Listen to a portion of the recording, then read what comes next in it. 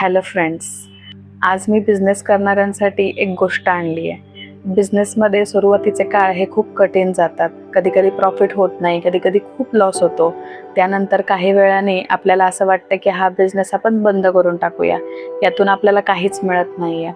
अशा लोकांसाठी आज मी एक गोष्ट सांगणार आहे.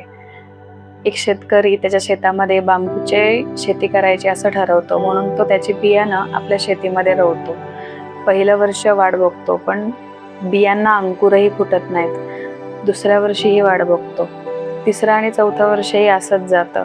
मग 5व्या वर्षी अचानक 6 आठवड्यातच ती झाडं 90 फुटापेक्षाही जास्त वाढतात. त्यालाही आश्चर्य वाटतं की ही झाडं अचानक 5व्या वर्षी एवढी 90 फुटांवर कशी गेली. म्हणून तो त्याच्याबद्दल माहिती गोळा करतो.